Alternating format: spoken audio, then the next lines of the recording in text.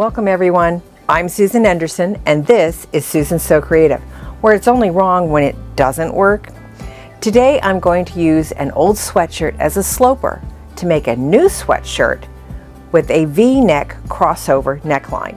I found this beautiful sweatshirt fabric in my travels doing shows and so forth, and I thought, you know what, this would be a fantastic just around the house.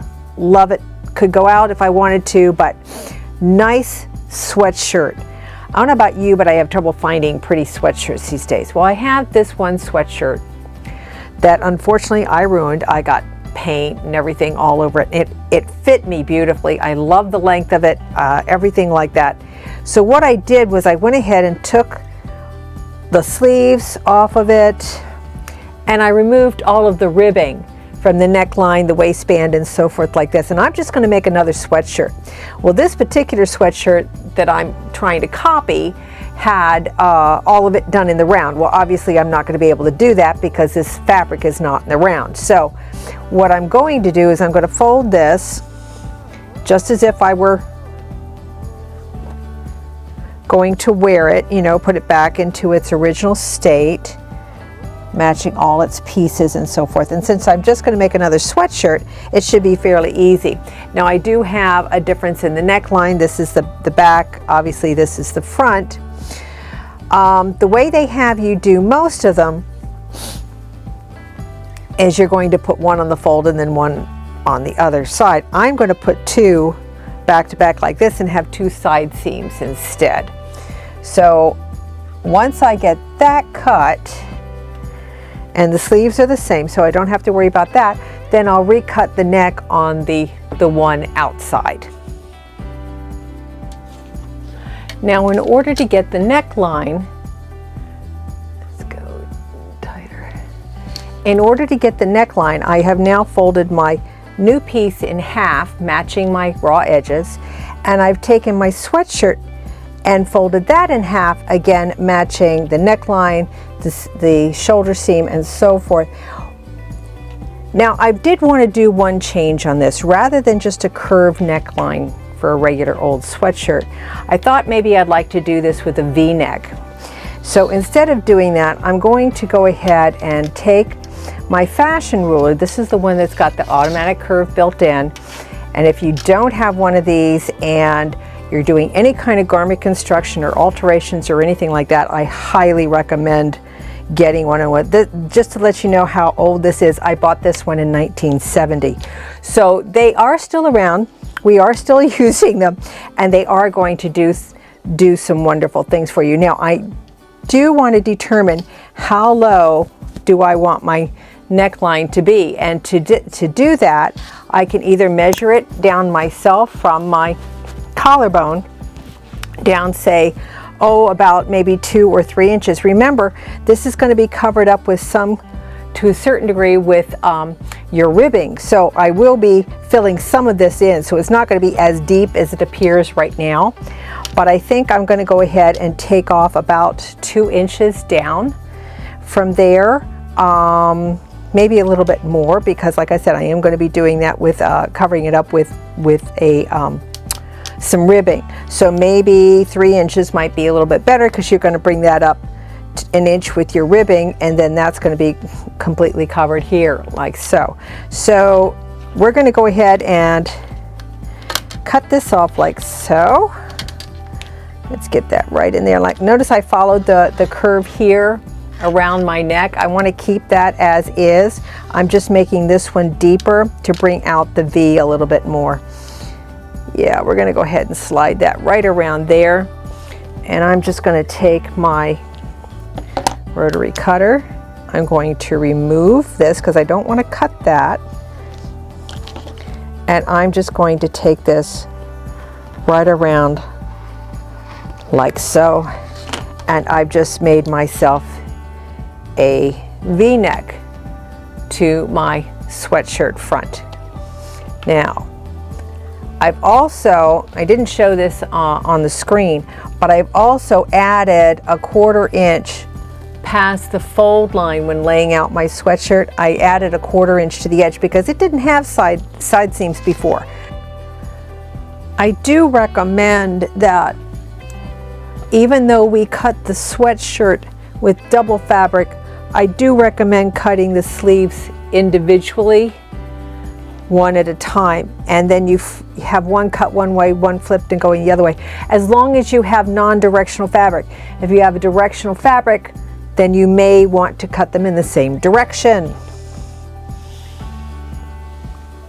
You can also add in any additional length or fullness that you might need to when you're cutting.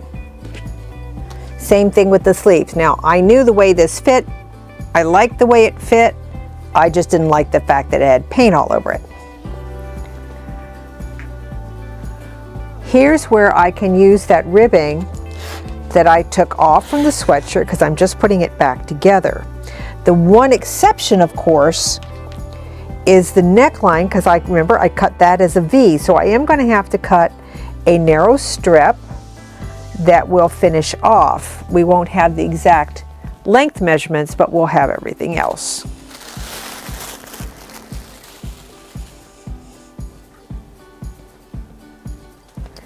So I'm going to need 2 of these. These are my cuffs. So I'll need 2 cuffs. I'm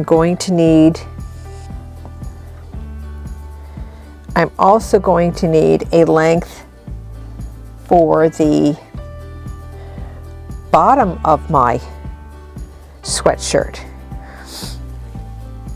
And then of course I will need the one for the neckband. So I'm going to move this one down here because that's the fold. I'll use that piece there for the neckband and use this piece down here for my cuffs.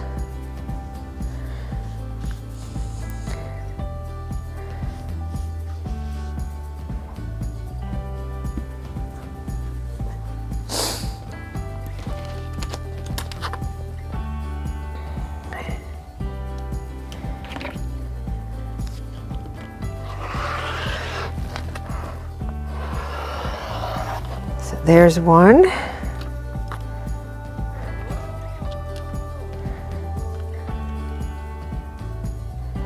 And we'll just straighten this up a little bit.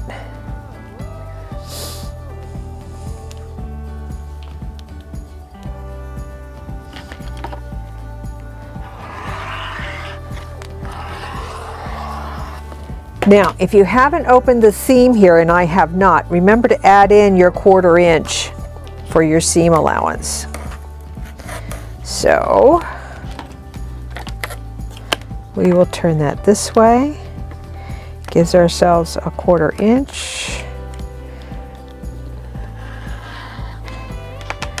And there's the ribbing for the bottom of the sweatshirt.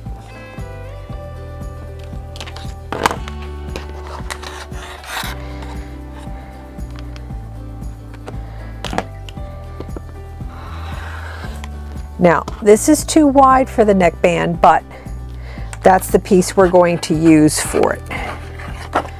I think it's long enough.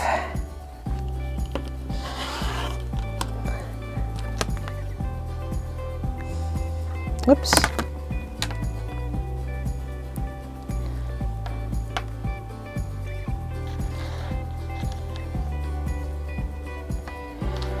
And make this perfectly square here.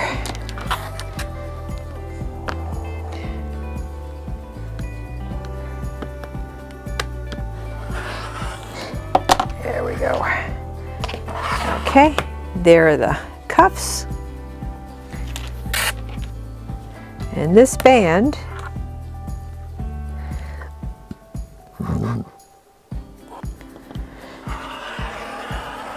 like so. I only made this 4 inches, which means it's going to be 2 inches. So it'll cross over for the neckline like here, and then this is going to cross like that. So that's going to be our neckline.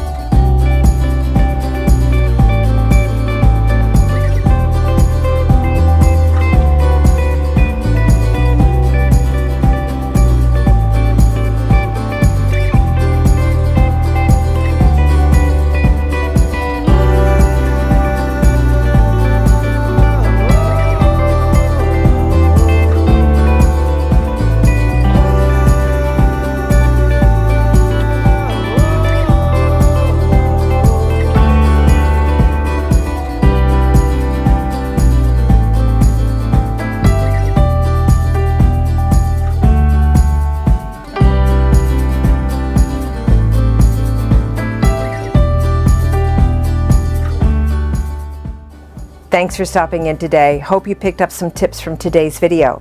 I'll catch you next time on Susan So Creative, where it's only wrong when it doesn't work.